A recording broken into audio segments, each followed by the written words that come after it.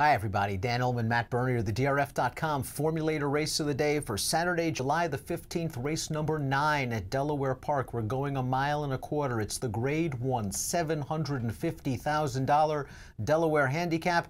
And as we look at the field, you have a true superstar in the game as the heavy favorite, the number 5 Songbird, and she's going to be real tough. She's going to be more than tough in this spot. Like you said, she's 1-5 on the morning line. I think a case could be made that she should have been 1-9 on the morning line. I mean, what else is there to say? She's the controlling speed in this race. Every one of her speed figures, for the most part, is faster than anything anyone else in this field is running. If you just handicap off the cold dope, I don't really see any way of saying I want to try to beat her in here. And when you look at the Timeform U.S. pace projector of this race, we see that the best horse is projecting for the best trip up front. I mean, she's in all likelihood going to be a Hall of Famer once her career is over. She's lost 1 race out of 13 starts. That came by a heartbreaking nose to a future Hall of Famer in Beholder. She's just as loose as she wants to be given a break. I guess if you're trying to beat her, you're hoping that something strange happens. Yeah, it's not even a situation where I could sit here and honestly just say, yeah, you know what, this is one where maybe you want to even just kind of fool around. Like, no, she's supposed to win, and even if she's not supposed to win, I don't think this is a race you're supposed to be betting against her. Well, let's try to figure out maybe who could run second if you want to play exactas, and you do think that Songbird is unbeatable. We'll take them in post-position order. We'll start with the 1 Miss Mo Kelly, who was claimed for $50,000 3 starts back, has yet to reach the winner's circle for her new connections. Kellen Gorder wins at a high rate. You know, I liked her a little bit in the Pippin at 8-1. She never really picked her feet up. She's probably a notch or 3 below the top in here, but I suppose she is going to be coming from the back. You have to respect the recent form of the number 2 Martini Glass, who has won 3 out of her last 4 races. Trainer Keith Nations is an underrated trainer. He wins with a good percentage of his stock, whether down at Tampa Bay or in the Mid-Atlantic region.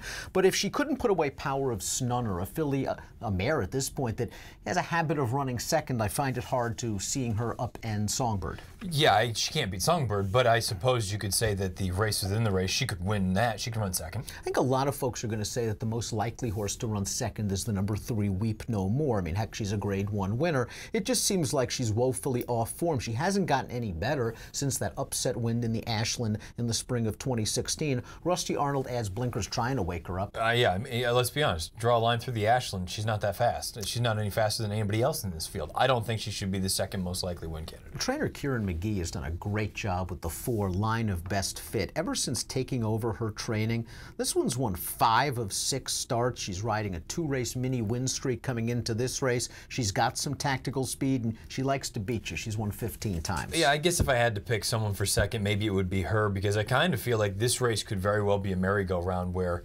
Songbird goes out there and whoever is second, which I think it'll be the 4, just follows her the entire way. Maybe a horse that could round out the number at a big price is the number 6 Hone In, going out for trainer Vicky Oliver. Throw out the last race. This mare just can't stand up on the turf, but we do have a positive formulator fact for the turf to dirt move. Add in the 31 to 60 day layoff. It's almost 30%, a $4 ROI. The problem is, if you just look at her figs, she's slow. She's slow, but like you say, I mean, it's interesting to note that her best races have come on dirt, and for some reason she's recently been on turf more often than not. I suppose she's one maybe underneath. But for us, it's basically let's watch and enjoy Songbird. She's likely to go off in the neighborhood of 1-10 or 1-20. Yeah. Let's throw up our picks for the Delaware Handicap. Shocking. There are not going to be any surprises in here. We both like Songbird. 5-4 for Matt, 5-3, 2-4 for us as we enjoy it as a spectacle. The Delaware card on Saturday, though, has several other major stakes races. We'll look at the Kent as well on DRF TV. And if you're playing the Saturday card from home, here's the deal for new DRF Bet subscribers. 10% win place takeout on 10 tracks all summer long, plus you get your usual $300 cash bonus